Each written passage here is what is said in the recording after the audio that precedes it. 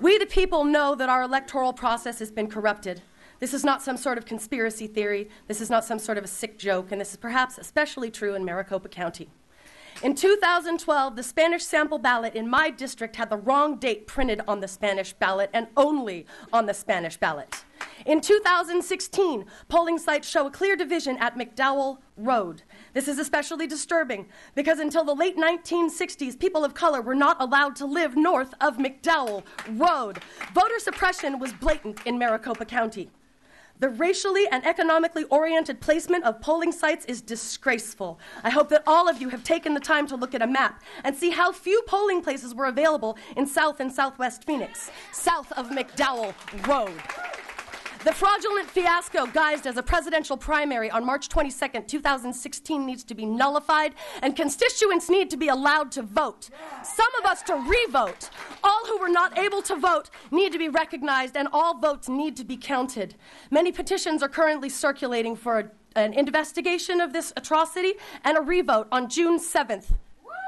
Hundreds of thousands of signatures on over a dozen such petitions have been created. Let that implore you.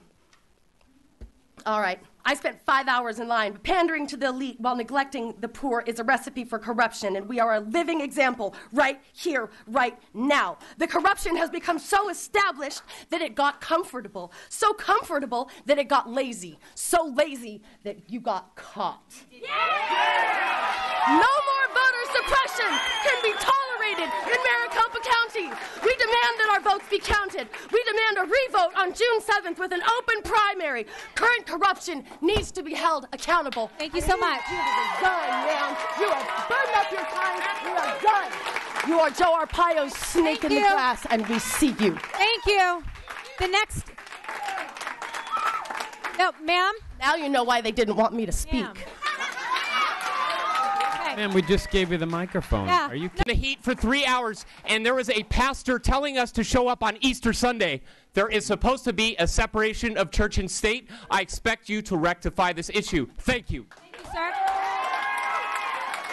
This is voter suppression at its best. Standing in line 4 or 5 hours to vote? How can we call a winner when there are thousands of people still in line? This is a travesty of justice. I really feel there's criminal intent. They had one polling location for 100,000 students. There were tons of people like myself that had to turn around, people that were crying, people that were in pain. They could not handle the wait times, and they left. Voting must be simple. This last election, as you see, it was not simple. We the people know that our electoral process has been corrupted. The fraudulent fiasco guised as a presidential primary on March 22nd, 2016 needs to be nullified, and constituents need to be allowed to vote.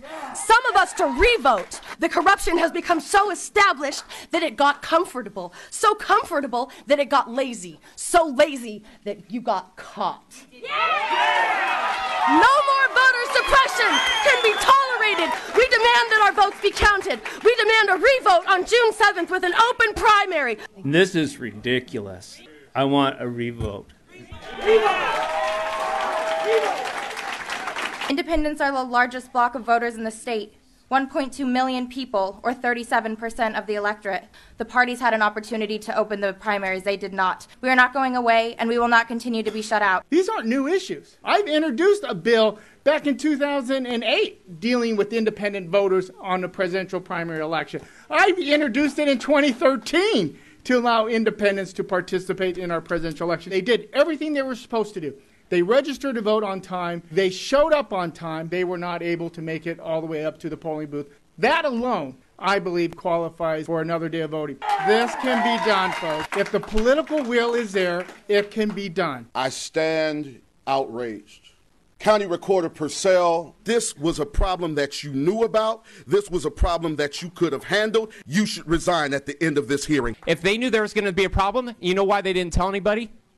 Because they have their candidate already. Her name is Hillary Clinton. There's been 4,000 confirmed people that had the registration changed. Everyone that I know that had the registration changed was a Bernie Sanders supporter. I want a federal investigation and a nonpartisan recount of this entire vote. We need another day of voting, okay? We need to count all provisional ballots. You all made it a felony if you help somebody, your neighbor, bring in a ballot, you are a felon if you successfully help them to vote.